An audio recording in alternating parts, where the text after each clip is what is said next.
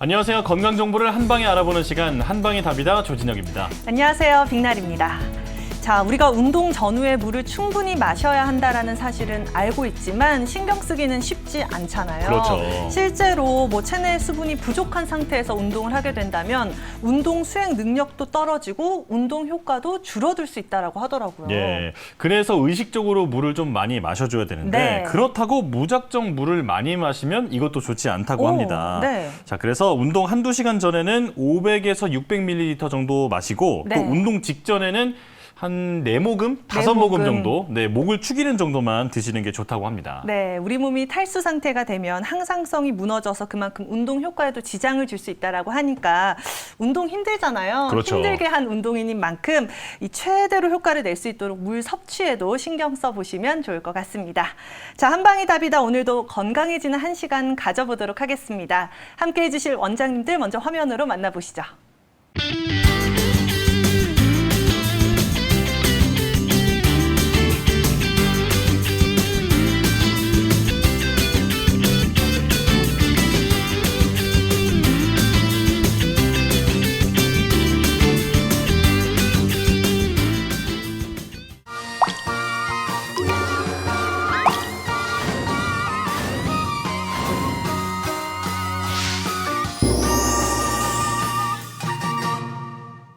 자, 한방이 답이다 함께해 주실 원장님들 인사부터 나눠보겠습니다. 안녕하세요. 안녕하세요.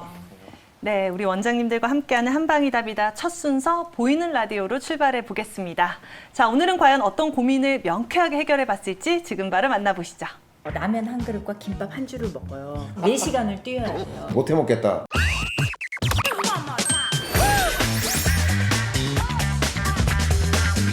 안녕하세요. 보이는 라디오 건강 한의사, 언제나 건강해지고 싶은 개그맨 저는 송중근이고요. 서재화 원장입니다. 아, 원장님 의상이 화려하십니다. 어디 갔다 오셨어요? 이제 바캉스 준비해야 돼요. 아, 바캉스를 네네네. 요즘 아무 데도 못 가는데 이러고 마트 가시려고요? 네네. 좋습니다. 오늘 기분이 굉장히 좋으신 것 같은데 네.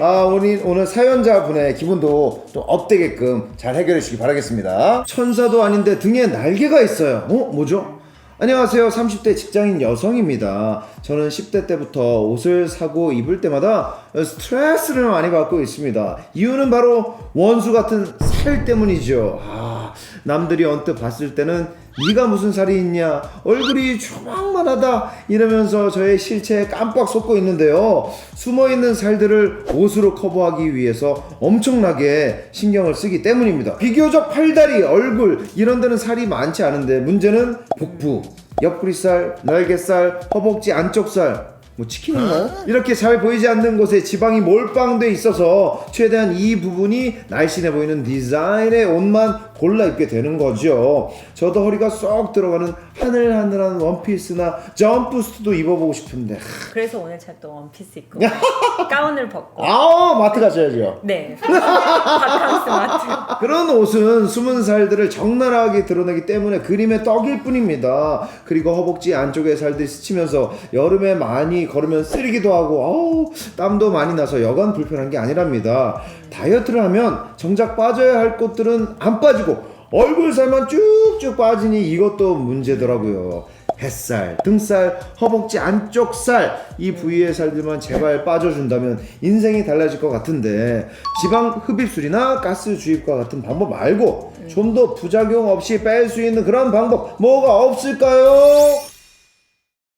이런 고민을 다들 하실 거예요. 네네네. 한약 복용을 좀 꺼려 하시는 분들이 있어요. 외부에서 자극하는 침 시술로서 특정 부위만 좀 이렇게 살을 정리해드리는 치료를 하고 있습니다. 침으로 다이어트가 된다고요? 네, 전체 체중 감량과는 좀 연계가 없어요. 그래서 피하에 있는 지방들을 자극하는 건데요. 네네. 피하 지방층에 일반 침을 굉장히 많이 자입을 하고 네. 정기적 자극을 주면 피하 지방에는 지방 세포들이 자극을 받아요. 네네네. 그래서 지방이 분해된다는 연구 논문 결과들이 굉장히 많이 있거든요. 오호. 그런데 일반 침만으로는 약하기 때문에 마왕, 택사, 복령, 상엽, 후박 또는 우왕, 웅담, 사양 이런 약재를 추출물들을 몸으로 흡수시키는 거예요. 몸으로 흡수하려면 어디 욕조에 받아놓고 목욕을 해야 되는 건가요? 어떻게 해야 되는 건가요? 약침이라는 형태로 그 피하 지방층에 자입을 해두면 네. 일주일에 2번씩 4주 정도 시술을 했을 때 네.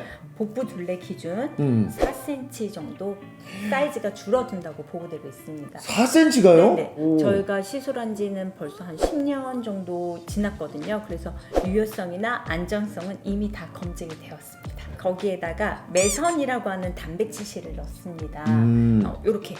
요렇게 캡 안에 들어가 있는데요. 네네네. 보면 머리카락 같은 네네. 단백질 실이에요. 이거를 피하층에 넣었다가 네. 바늘만 빼면 실은 피하에 남아요. 이 이물질이 들어왔으니까 신혈관, 그러니까 새로운 혈관들이 주변에 많이 생성이 돼요. 셀룰라이트, 지방 노폐물은 혈관이 없잖아요. 네네. 노폐물 찌꺼기니까 그렇죠. 거기에 혈관 분포들이 많아지면서 그 지방을 녹여주는, 이렇게 활성화, 촉진해주는 작용이 있습니다. 오. 그래서 그 옆구리살이나 네네네. 이 복부 또는 네네. 엉덩이 밑에 어미살, 러브핸드. 그 아, 남자친구가 그렇죠. 러브할 때 이렇게 감싸주는 옆구리를 러브핸들이라고 합니다. 예. 많이 그 이렇게 감아보셨어요? 옆구리 이렇게 딱 잡는 거 아닙니까? 예. 아니 이렇게 안 잡고 이게 핸들 이렇게 돌리는 거 아니에요? 아니요. 그랜저 아니고 안전한 단백질 실이기 때문에 완전히 다 녹습니다. 6개월에서 8개월이 지나면 녹거든요. 매선 효과에 만족하시는 환자분들은 6개월마다 내원하셔서 꾸준히 자입하기도 하십니다. 약침과 매선 시술을 동시에 하는 게 가장 효과적입니다. 동시에 네네. 일상생활 같은 경우 네. 또는 뭐 식습관이라든지 본인 얼굴은 작고 주먹만 하고 네. 하지만 옆구리살이 문제라고는 했지만 네네. 속에 내장 비만인 확률이 있으세요. 전체 살도 아마 빼셔야 될 거예요. 먹는 것과 운동 어떤 거 먼저 하시겠어요? 굶어야 빠지는 거 아닙니까? 역시 보이는 라디오를 이제 하셔서 그럼요. 건강에 대한 기본 이게 베이스 짬밥이 있죠. 짬밥. 그렇죠. 60kg인 여성이 유산소 운동 2시간 동안 해요. 네. 그러면 500kcal가 소모되거든요. 네. 운동 끝났으니까 이제 먹어야지 하고 라면 한 그릇과 김밥 한 줄을 먹어요. 라면 500, 김밥 500, 1000이에요. 그러면 다시 4시간을 뛰어야 돼요. 또 뛰어야 돼요. 네. 식이 조절을 하시는 게 가장 전체 다이어트 하는 데는 도움이 되실 거예요. 마른 비만이라는 것들도 참 많다고 네. 하더라고요. 네. 이게 그 뭐 네. 내장 지방과도 네. 연관이 네. 있는 겁니까? 네, 맞습니다. 이쪽 특정 부에만 살이 있는 분들은 네네. 디저트나 간식을 많이 드시는 분들이 있어요. 밥은 안 먹고 조각 케이크 300kcal를 먹는 거죠. 똑같은 밥 300kcal랑 조각 케이크 300kcal는 우리 몸에 들어왔을 때 혈액 속에 당이 올라가는 수치가 달라요. 당 지수가 너무 급격히 순식간에 올라가면 네. 이 당을 낮춰주는 인슐린이 일을 해야 되는데 인슐린이 못 해먹겠다. 네, 너무 많은 일을 좀 모르겠어요. 모르겠다. 인슐린이 칼로리를 소모시키지 않고 지방 형태로 장기간 저장을 해요. 인슐린 저항성이 생기기 때문에 계속 그 부위만 살이 찌는 거예요. 원하는 부위만 이제 잘 네, 빠졌으면 네, 네. 좋겠는데 얼굴살만 이렇게 쏙 빠지는 분들 많거든요. 네네네. 아, 매선은 얼굴에도 해요. 실 리프팅이라고 해서 네네. 이거는 안면 근육의 반대 방향, 업시키는 방향으로 이 매선을 넣어놓으면 이렇게. 그런데 우리가 예방 주사를 맞아도 몸에 이물질이 들어오는 건 염증 반응을 일으킬 수 있거든요. 매선도 피해갈 수는 없어요. 일반인들이 쓰시는 건 절대 안 되고요. 안 됩니다. 위생과 청결이 보장된 네. 멸균 장갑 끼고 네네. 재활용을 절대 하면 안 되고 요 캡 안에도 멸균 가스들이 있어요. 하나 개봉을 하게 되면 이거 다 써야 돼요. 첫 시술 후에 빨갛게 부풀거나 가려움이 있는지 뜨거운 뭐 탕에 들어가거나 술을 드시거나 뭐 이런 것들은 좀 피해 주셔야 돼요. 얼굴은 조그만한데 숨어있는 살들이 너무 많아서 고민이 많으셨는데 약침 또는 매선을 통해서 그리고 운동을 통해서 그리고 제일 중요한 건 또 식이요법이겠죠. 네네. 당분이 많이 들어간 음식들 좀 조절하시고 가까운 한의원 또는 주치의를 찾아가셔가지고 상담 받으시고 자기 본인만의 게으름의 결과물이 아니다. 특정 부에 이게 순환이 안 돼서 생기는 병이다. 그러니까 외롭게 혼자 싸우지 마시고 네. 함께 해요. 자, 오늘은 여기서 인사드리도록 하겠습니다. 보이는 라디오 건강 한의사.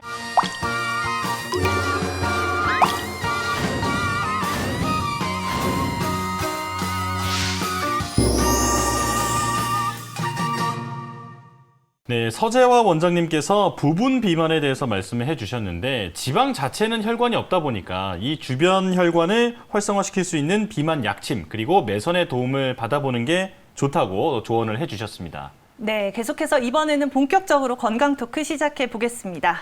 자, 예로부터 한방에서 말하는 3대 명약이 있습니다. 그렇죠. 우리 조진혁 아나운서도 굉장히 좋아하는 명약. 바로 공진단, 경옥고, 우황청심원. 자, 여러분들께서도 좀 익숙하게 들어보셨을 것 같은데요.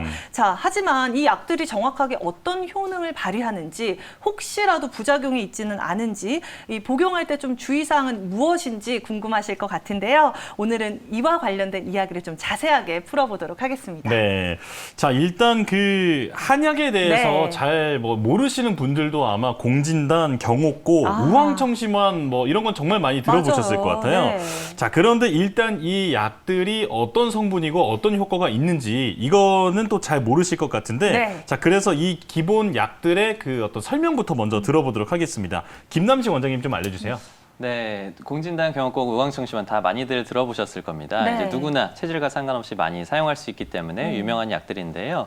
일단 공진단이라고 하는 것은 이제 녹용, 당기, 산수유, 사양이라는 약재로 이루어져 있고 주로 이제 개발된 목적은 60대 전후에 남성의 양기가 떨어지는 분들, 간 기능이 떨어지는 분들을 원래 이제 개선시켜주기 위해서 명나라의 위영림이라는 의사가 이제 발견을 한, 그러니까 개발을 한 그런 이제 약재라고 할 수가 있겠습니다. 네. 근데 현대에 와서 이제 연구를 해보니까 뇌 기능을 개선시키는 효과, 그래서 이제 수험생들한테도 잘 맞는 약이 되게 되어 있고 만성 피로를 개선시켜주는 효과, 그래서 이제 간 기능이 떨어져서 피로를 많이 느끼시는 분들한테도 개선이 될 수 있고 원기를 보충해주는 효과, 여러 가지 효과들이 밝혀지면서 다른 분들, 그러니까 60대 남성뿐만 아니고 남녀노소 다 복용할 수 있는 최고의 명약이다 이렇게 손꼽고 있고요.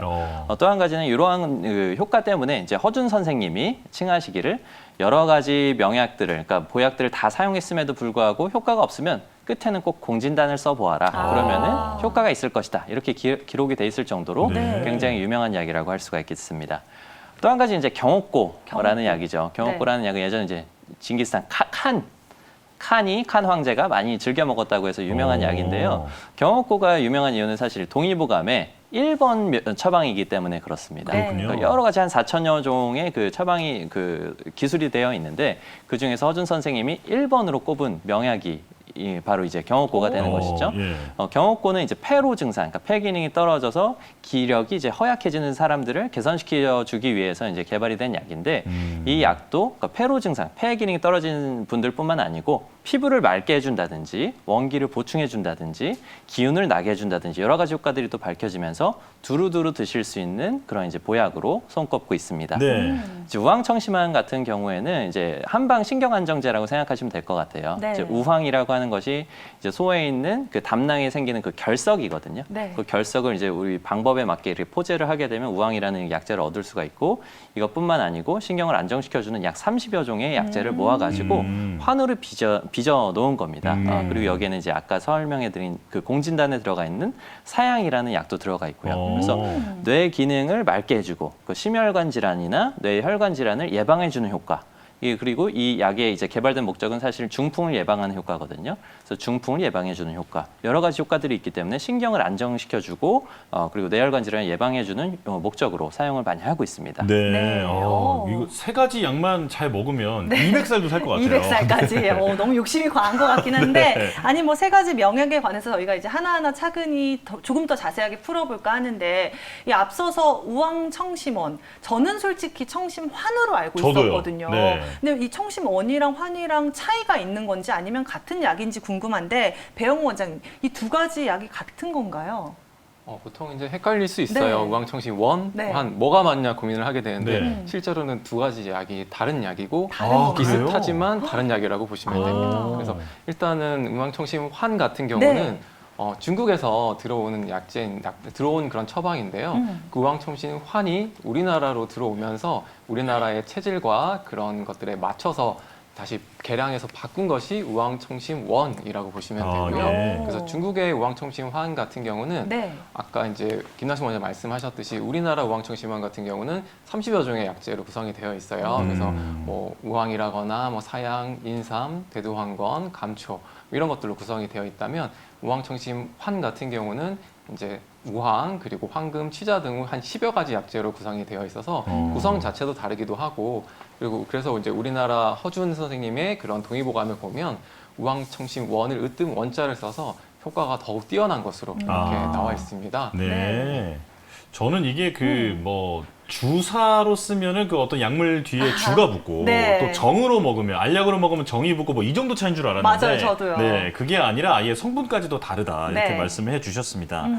자, 그리고 그 앞서서 이 세 가지 약이 뭐 정말 좋은 약이다 이런 거는 들어봤는데 네. 이거 말고도 좋은 약 정말 많잖아요. 많죠. 네, 자 그런데도 왜 이 약들을 3대 명약이라고 하는 건지 네. 전혜림 원장님이 조금 더 설명해 주시죠. 네, 아무래도 체질에 크게 치우쳐지지 않으면서 효과가 두루 나타나는 약이기 때문에 그런 것 같습니다. 네. 특히나 공진단에는 녹용과 사양, 경옥고에는 인삼, 우황청심환에는 아까 말씀드린 것처럼 우황과 사양 등 기를 순환시키고 혈을 보충하는 효과가 매우 강한 약재들이 포함되어 있습니다. 한의학 고서에서 기록된 시대에서부터 지금까지 두루 효과가 입증되고 있기 때문에 명약으로 소문이 나지 않았을까 싶습니다. 그렇군요. 아, 약이 네. 사실 뭐 좋긴 하더라도 맞아요. 누구한테나 맞는 건 아니잖아요. 네. 이거는 이제 다른 사람들도 널리 이제 먹을 수 있다. 그렇기 때문에 명약이다. 네. 뭐 그래서 그런지 비용을 지불해서라도 좀 먹고 싶지만 너무 비싸면 우리가 손쉽게 복용하기는 조금 어렵잖아요. 가끔 뭐 선물 받으면 너무 좋죠. 너무 네. 좋잖아요. 특히나 뭐 세 가지 명약 가운데서도 이 공진단이 뭐 비용이 점점 오르고 더 비싸다, 귀한 재료가 들어가서 그렇다라고는 알고는 있는데 이 부분 조금 더 구체적으로 이 궁금증을 좀 해결해 봐야 될 것 네. 같거든요. 배 원장님, 이 공진단에는 도대체 어떤 약재가 들어가길래 가격이 좀 비싼 건가요? 그러니까 공진단에 들어가는 약재 중에서 네. 그러니까 귀한 약재라고 할 수 있는 것은 녹용이랑 사양인데요. 아. 네, 녹용도 워낙 고가이긴 한데 네. 특히 사양이 굉장히 고가입니다. 정말 소량으로도 굉장히 고가이기 때문에 사실은 공진단의 그런 가격을 결정하는 것은 사양의 함량에 따라서 거의 달라진다고 보시면 되는데요. 이 사양이라는 게 그 사양 노루의 그 서해부 쪽에서 생기는 그런 분비물을 이제 말하는 건데 네. 그거가 굉장히 독특한 향을 가지고 있으면서 우리 몸에 막힌 것을 구석구석 다 잘 뚫어줄 수 있는 효과가 있습니다. 그리고 그렇기 때문에 공진단에 들어있는 녹용과 다른 약재들을 구석구석 잘 뚫어서 온몸으로 퍼뜨려줄 수 있는 그런 효능이 있고 또 정신을 맑게 해주기도 하고 또 마음을 안정시켜주기도 하는 그런 효능들을 다 가지고 있습니다. 예. 근데 이러한 사양 노루가 멸종 위기종이기 때문에 네. 실제로는 그런 진품 사양을 많이 이렇게 많이 구하거나 하기가 쉽지가 않습니다. 그래서 합성된 가짜 이런 것도 많고요. 그리고 또 사양 노루 말고 사양 쥐나 뭐 사양 고양이 그런 데서 나오는 것들이 사양 노루의 그런 사양으로 이렇게 둔갑을 하기도 합니다. 네. 그래서 한의사들 같은 경우는 이제 식약처에서 인증된 인증 사양을 가지고 이제 사용을 하게 되는데요. 그래서 주변에서 사양을 뭐 저렴하게 구했다 이렇게 되면 그게 실제로는 가품일 가능성이 굉장히 높습니다. 그리고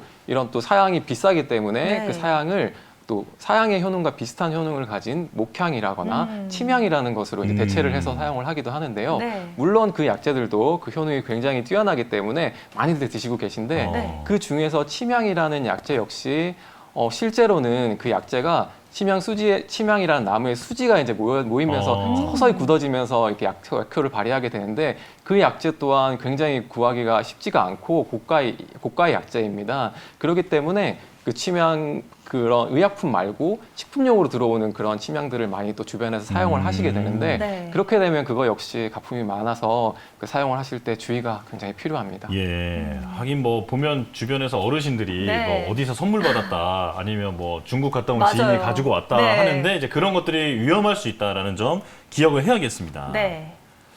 자, 그렇다면 이게 사실 비싸긴 한데 비싸긴 원장님들은 이제 직접 만드시잖아요. 아, 네, 부러워요. 원장님들은 정말로 이런 거 잘 챙겨 드시고 계실지 네. 궁금한데 김나시 원장님 어떠세요? 제가 몇 번 보긴 봤어요. 원장님 드시는 거. 몰래 막 드시는 것 같던데요. 제 네. 몸이 허약해져서 잘 챙겨 먹고 있습니다. 특히나 네. 평상시에는 저는 이제 공진단을 많이 먹고 있는데요. 좀 전에 이제 배 원장님 말씀하셨듯이 이제 사양이라는 약재가 워낙 고가고 저희도 이제 그 원가에 구매를 할 수 있지만 원가 자체가 워낙 고가인 약입니다. 그래서 약간 좀 없어 보이긴 한데 저는 반알씩 먹습니다.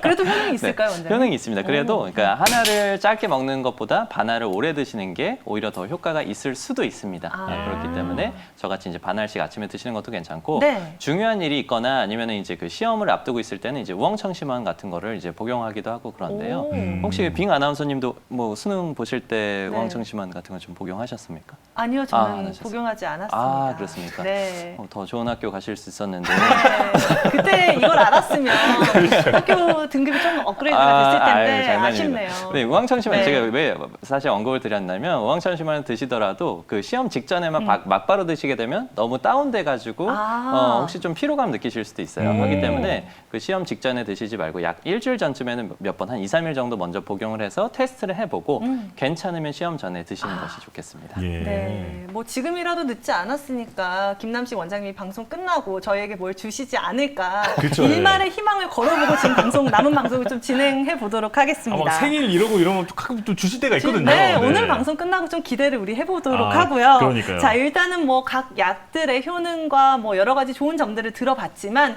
그래도 이 약들이 특히 어떤 분들에게 더 잘 맞을 수도 있고 피해야 하는 경우도 있잖아요. 그렇죠. 이 부분을 우리 전혜림 원장님께서 좀 알려주실까요? 네, 앞서 말씀드린 것처럼 공진단이나 경호권은 면역력이 떨어졌을 때라든지 또는 체력이 저하될 때라든지 뭐 큰 수술 이후에 기혈의 손실이 크다든지 아니면 노화로 인해 환절기를 넘기기가 힘들거나 뭐 성장기 때라든지 이런 다양한 때에 드실 수가 있습니다. 그렇지만 조금 더 세밀하게 효능에 따라 진단을 한다면 공진단은 보약이 필요할 때뿐만 아니라 심혈관 질환이 있을 때 또는 몸 순환이 많이 막혀 있을 때 좀 더 필요하다라고 보이고요. 예. 경호고 같은 경우에는 호흡기계 쪽이 많이 약할 때 또는 기운이 떨어져서 뭐 목소리가 잘 안 나온다던가 나른하다던가 아침에 일어나기가 힘들다라던가 이럴 때 또 조금 더 적합하다고 볼 수가 있겠습니다.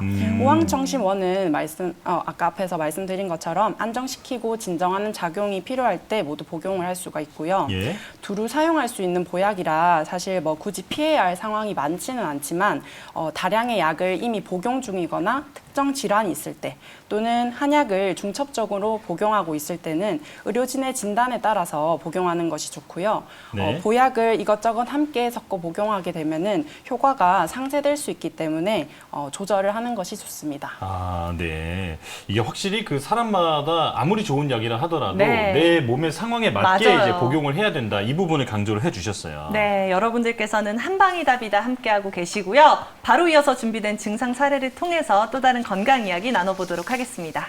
자, 오늘 준비된 증상은 48세 여성분의 사례고요. 최근 과로와 다이어트, 스트레스 등이 한꺼번에 몰려왔다라고 합니다. 어지럼증이 한번 발생하면 며칠간 일상생활이 힘들 정도로 심하고요. 고개를 뒤로 젖히면 어지럼증이 더 심해진다라고 하는데요. 평소에 소화가 잘 안 되고 차 멀미도 심한 편이다라고 하십니다. 자, 어지럼증 증상은 어떤 해결책이 필요할지 이야기 나눠보도록 하겠습니다. 자, 사실 뭐 어지럼증을 앓고 있는 분들은 워낙 많다 보니까 네. 이게 그 좀 흔한 질환이다 보니까 사람들이 병이라고 생각하기가 좀 쉽지 그렇죠. 않을 수 있는데 네. 이것도 사실 조금 더 깊게 알아보면 우리 몸에 어떤 원인이 있을 수 있잖아요. 네. 자, 그래서 이 어지럼증이 발생할 수 있는 원인부터 알아보도록 하겠습니다. 김남식 원장님이 알려주시죠. 네, 어지럼증을 이제 유발할 수 있는 원인들은 대표적으로 귀, 뇌 그리고 심장 계통이 있습니다. 네. 그래서 뇌의 문제라고 하죠. 이제 평형을 담당해주고 있는 기관이 이제 귀 안쪽에 있기 때문에 네. 예를 들면 이제 이석증 같은 것들이 발생을 했을 때 이제 뇌의 문제 때문에 어지럼증을 느낄 수 있고 이때의 특징은 이렇게 돌아다니는 것, 그러니까 빙글빙글 도는 것이 특징이고요. 네. 또 한 가지는 이제 부정맥이나 기립성 저혈압과 같이 심장 계통에 문제가 있을 때 약간 아찔해진다든지 아니면 앞이 깜깜해지거나 실신을 하는 경우가 발생할 수도 있습니다. 이런 거 네. 이제 실신성 어지러움이라고 하는데 이러한 증상도 발생을 할 수가 있고요.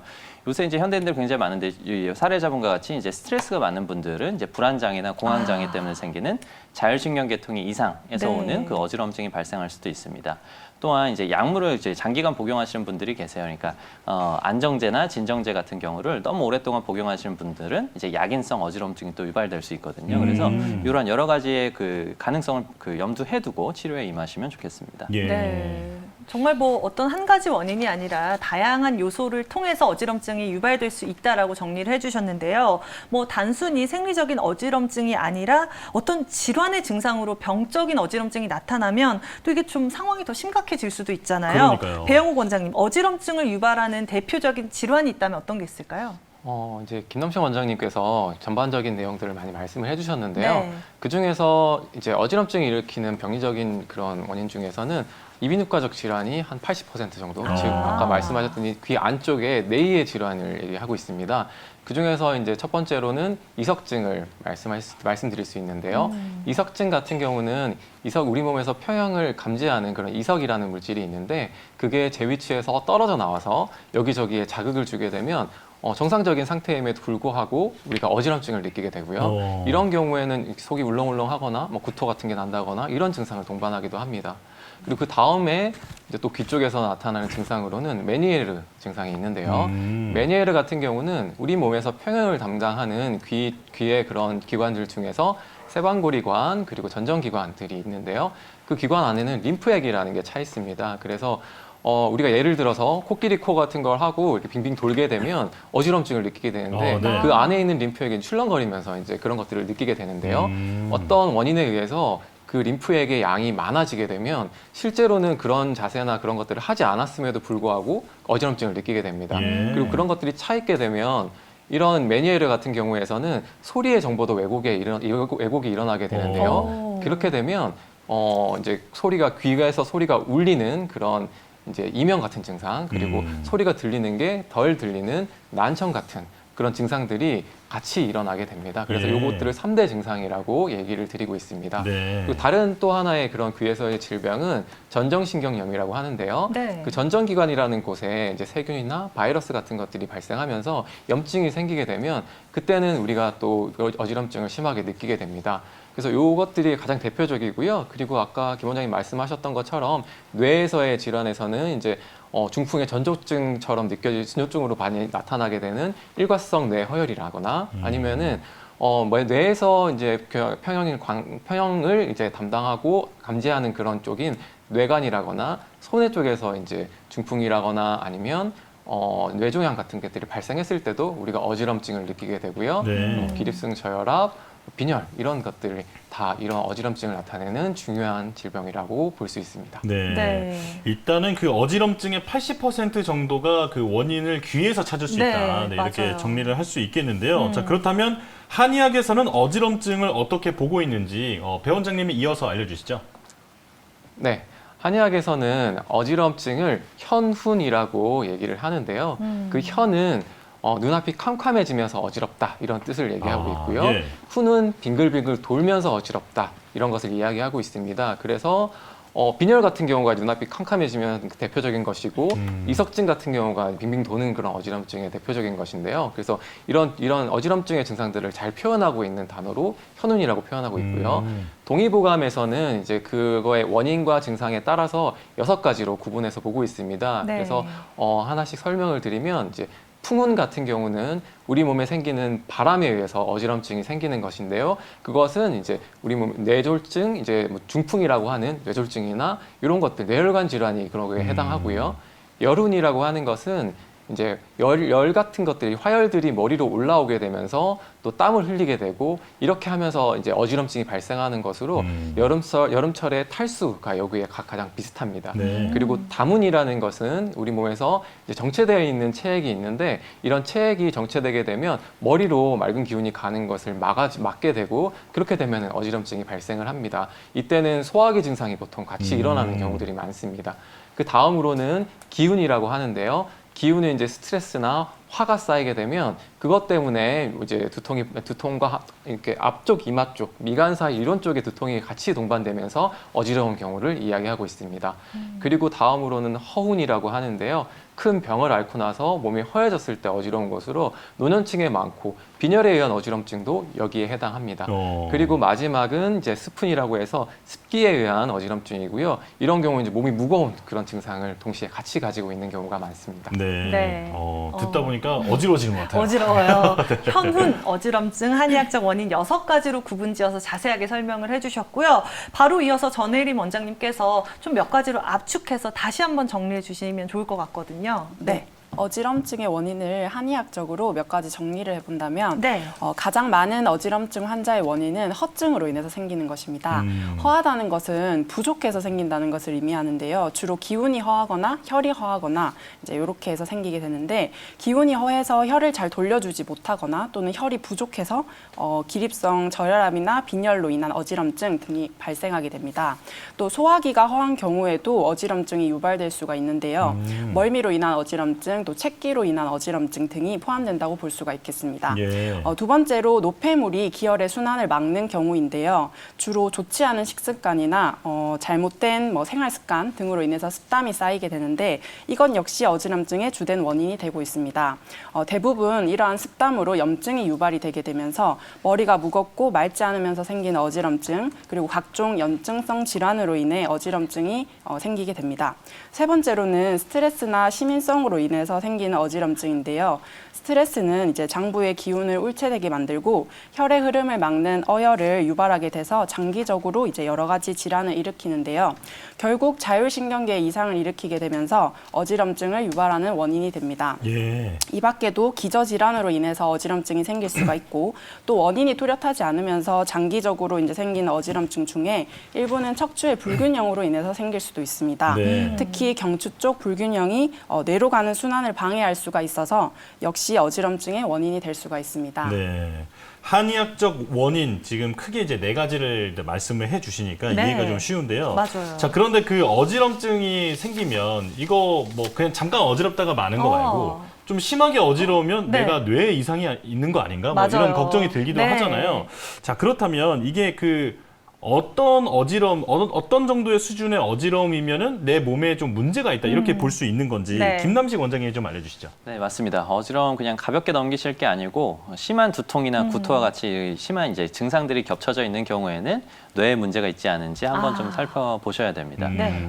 이제 심각한 두통이나 구토가 나타나거나 아니면 팔다리 어디 마비가 생긴다든지 언어에 장애가 생긴다든지 할 때는 이런 동반 증상이 있을 때는 중풍에서 오는 것이 아닌지 생각하시고 바로 병원으로 좀 방문을 하셔야 되고요. 네. 또한 이제 흉통이나 호흡곤란 같은 게 같이 유발되는 경우가 있습니다. 두근거림이라든지 아니면 사지에 팔다리에 힘이 빠진 느낌이 있으면 심장 질환에 의해서 심박 출량이 좀 저하되어 있지 않은지를 의심하셔가지고 이때도 바로 병원에 방문하셔야 됩니다.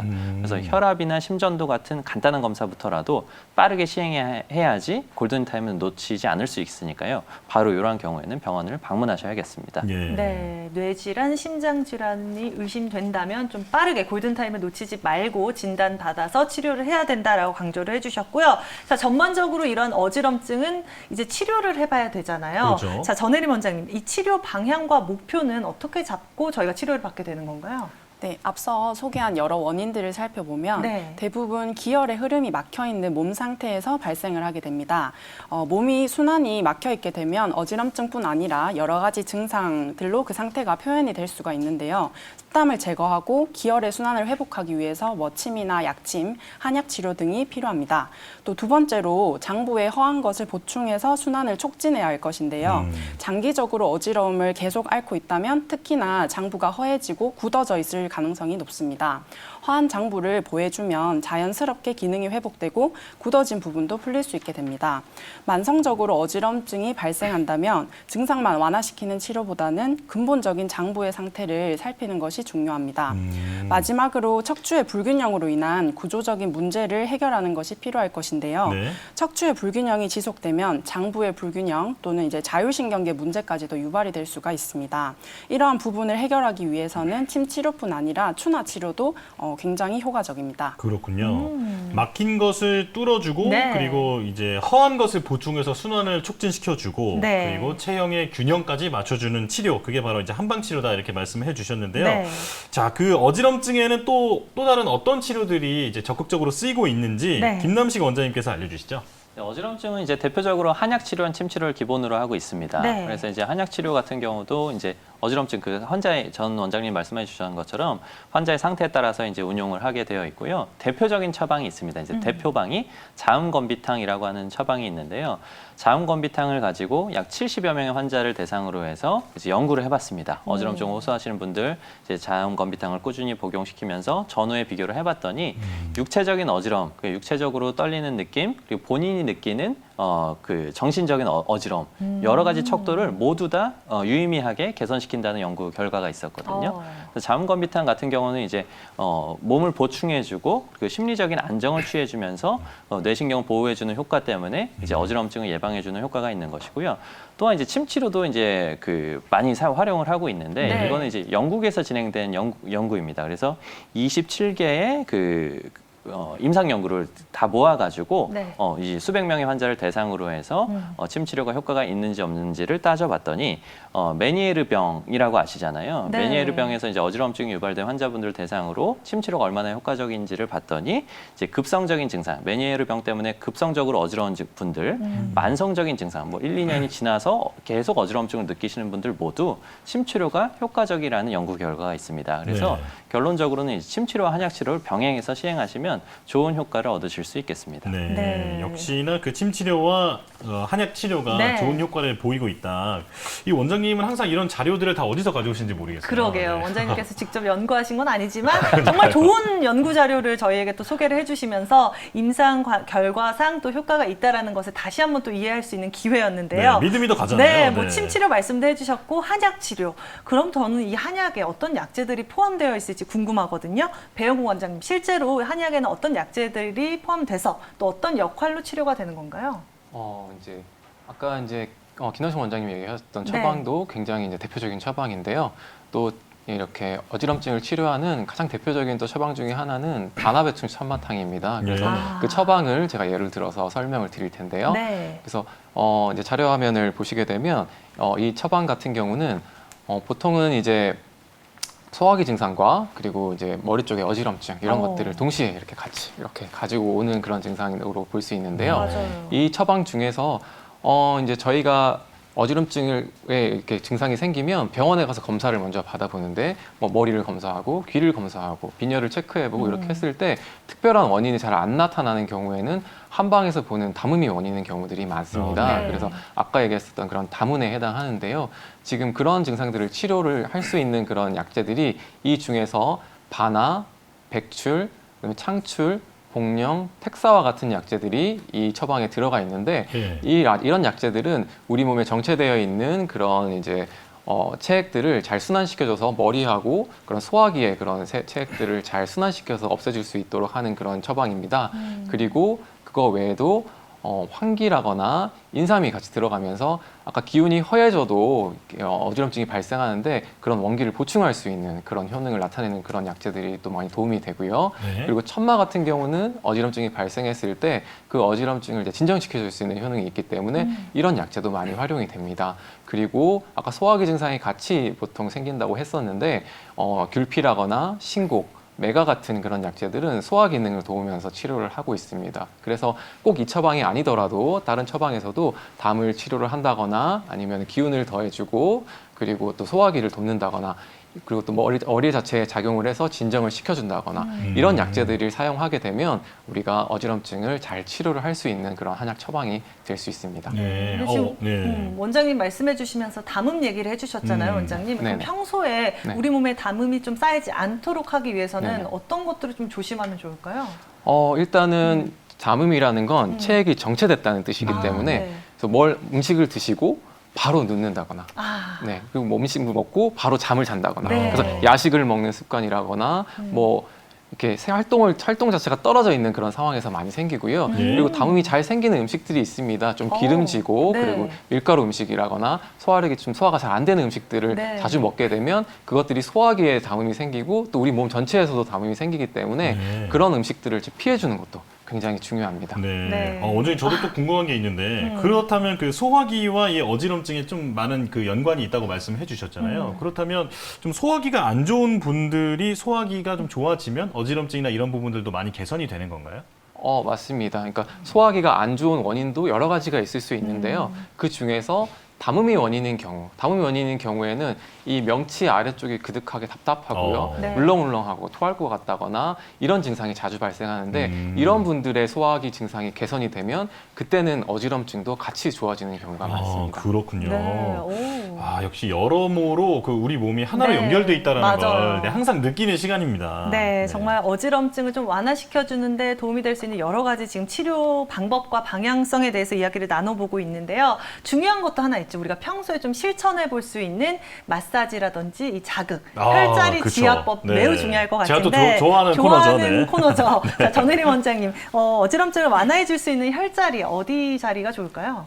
주로 백회랑 그다음에 태양혈이라는 자리가 있는데요. 네. 백회는 이제 척추와 자율신경계를 연결하는 그 경락에 위치한 혈자리로 머리 쪽 순환을 굉장히 이제 돕는 혈자리입니다.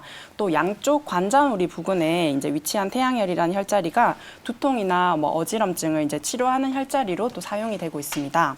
조금만 지압을 해줘도 머리가 시원해지는 느낌을 받으실 수가 있는데요. 네. 또 이제 손 쪽이랑 팔 쪽에 위치한 이제 혈자리가 주로 이제 지압을 하기가 편한데요. 이쪽이 이제 어지럼증을 직접적으로 치료하는 혈자리로 연골, 그다음에 곡지라는 혈자리가 있습니다. 네. 연골은 이제 이 합곡 뒤에 위치한 혈자리로 뼈에 붙여서 자극을 하면 효과가 더 좋고요. 그다음 곡지는 이제 이 팔꿈치가 접히는 라인에 위치하고 있으니 네. 손과 팔꿈치를 주기적으로 지압을 해주시면 효과가 좋습니다. 네. 네. 원장님께서 오. 알려주신 혈자리가 네. 저희 프로그램을 많이 보시는 분들이라면 맞아요. 굉장히 익숙한 혈자리일 것 같아요. 네. 그런 부분들을 자주 좀 마사지를 해주면 도움이 된다.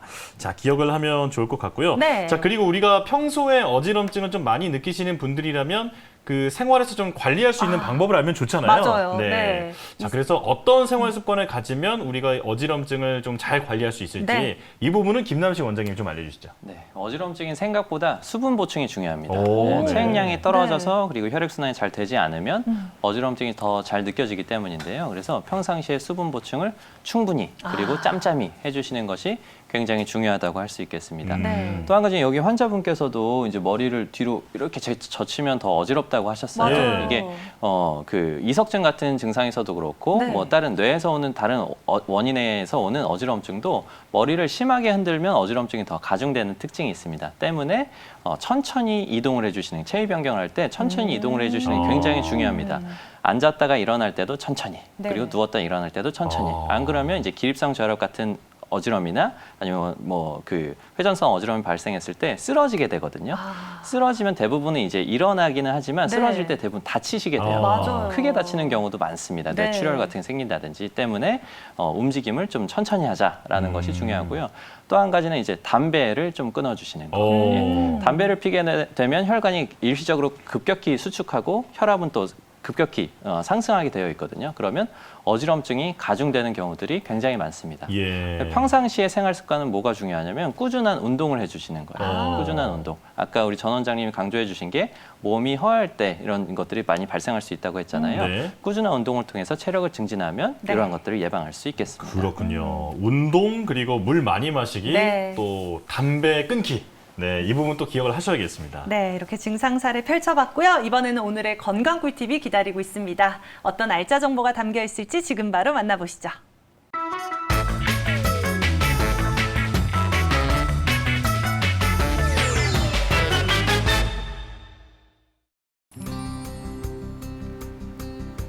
안녕하세요.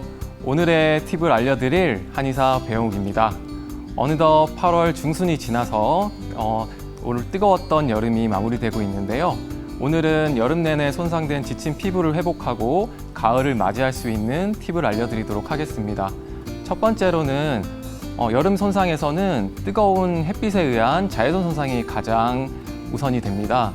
여름에는 평소에 비해서 야외 활동도 많고 그리고 자외선도 강렬하기 때문에 기미나 주근깨 등이 많이 발생하게 됩니다. 멜라닌 색소가 과하게 침착되게 되면서 기미가 되는데요. 이러한 자외선 손상을 막기 위한 방법으로서는 자외선을 피해주는 방법이 가장 좋습니다. 그때는 자외선 차단제를 사용해 주는 것이 좋은데요. 자외선 차단제는 보통 3시간 전 정도의 작용 시간을 가지고 있기 때문에 노출이 되어 있는 부분 같은 경우는 한 번 발라주고 끝나는 것이 아니라 2~3시간 간격으로 덧발라주어야 제대로 차단의 효과를 느낄 수 있게 됩니다. 다음으로는 열기로 인해서 발생하는 피지와 땀에 의한 문제점입니다. 평소에 비해서 피지와 땀이 많이 발생하게 되는데요. 땀을 많이 발생하고 난 상태에서 제대로 세척이나 세안을 해주지 못하게 되면 모공에 노폐물이 쌓이면서 여드름과 같은 피부 트러블이 잘 발생하게 됩니다. 그리고 피지 분비가 과잉해지면 코 주변에 나비존이라고 불리우는 그런 구역에서 모공이 확장되는 그런 문제도 많이 발생하게 되고요. 그래서 이때 가장 중요한 것은 꼼꼼하고 정확한 세안이 필요한데요. 이때도 세안을 너무 또 지나치게 하게 되면 오히려 건조해지면서 피부에 문제를 발생하게 됩니다. 그래서 세안 후에는 수분 관리를 신경을 꼭 써주셔야 합니다. 다음으로서는 피부에 좋은 한방팩에 대해서 말씀드리도록 하겠습니다. 한방팩에서 얘기 드릴 처방들은 한의학 서적에 나오는 것들 중에서 옥면, 옥환, 도명고, 그리고 서시, 옥룡환이 있습니다. 옥환, 도명고 같은 경우는 양귀비의 피부의 비결로 알려져 있는 살구씨를 통해서 만들어진 처방으로 미백과 진정 효과가 뛰어난 것으로 알려져 있고요. 서시, 옥룡환 같은 경우는 중국의 춘추 전국 시대에 미녀가 사용했다고 전해져 내려오는 처방으로 녹두와 그리고 백지, 백두 외에 한 10가지 정도의 약재로 구성이 되어 있고 모든 여드름이나 주근깨나 기미 등의 효과가 있습니다. 그리고 그 외에도 주변에서 흔히 구할 수 있는 천연물로서의 쿨링팩도 좋은데요. 감자라거나 알로에, 녹차, 그리고 오이 같은 것들은 쿨링을 쉽게 해줄 수 있기 때문에 굉장히 도움이 됩니다. 하지만 만약에 피부에 트러블이 발생했다면 그때는 쿨링보다는 소염이나 진정작용이 더 중요하기 때문에 어성초를 사용해서 팩을 해주면 훨씬 더 도움이 됩니다. 다음으로는 피부의 진정과 재생을 도울 수 있는 한방 시술에 대해서 말씀드리겠습니다. 한방 시술에서는 평소에 피부를 관리를 하더라도 빠르게 호전이 되지 않을 때는 한방 시술을 받으면 좋은데요. 그 중에서 피부가 많이 거칠다거나 아니면 피지 분비가 과잉이 된다거나 여드름이나 트러블 발생 후에 그 부위에 회복이 더딘 부분, 자국의 회복이 더딘 경우에는 천연물을 사용한 재생침이 좋습니다. 이때는 산호나 아니면 약초에서 추출을 한 눈에 보이지 않을 정도의 작은 그런 침을 피부에 침투시키게 되는데요. 그렇게 되면 피부 속에서 피부의 재생 사이클이 빨라지고 재생이 촉진되면서 노화된 피부가 빠르게 새로운 피부로 대체가 되면서 좋아지게 됩니다. 그 외에도 모공이 많이 확장되어 있다거나 아니면 열기로 인해서 피부가 늘어지게 되면 피부의 진피층의 콜라겐을 재생시킬 수 있는 치료인 새살침이라거나 정한침, 청한침 등을 받게 되면 굉장히 좋습니다.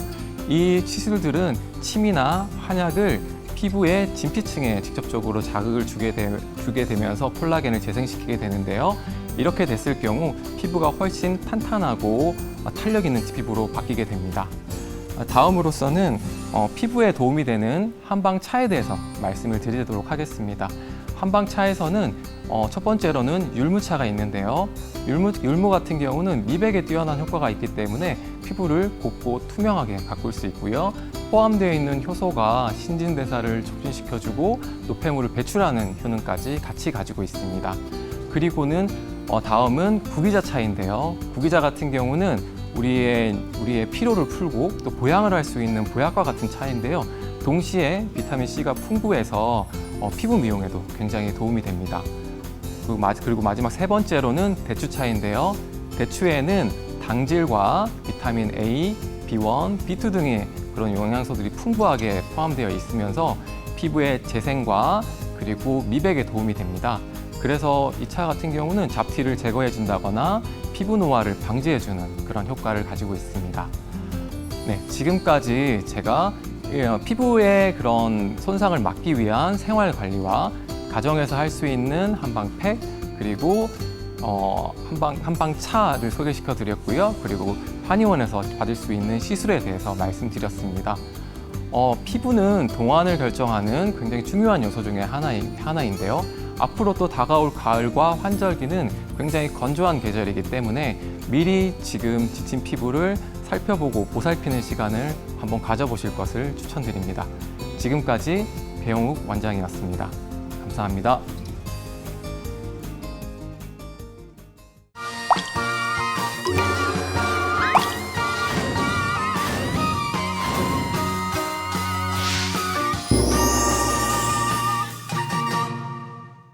네, 배영호 원장님의 꿀팁을 만나봤는데 휴가 다녀오고 나서 살이 탄다거나 좀 화끈화끈하다면 네. 한의원에 가서도 얼마든지 도움을 받을 수 있다. 이 부분 기억하면 좋겠습니다. 네, 자, 한방이 답이다. 여기서 마칠 시간입니다. 저희는 다음 이 시간에 인사드리도록 하겠습니다. 함께해 주셔서 고맙습니다.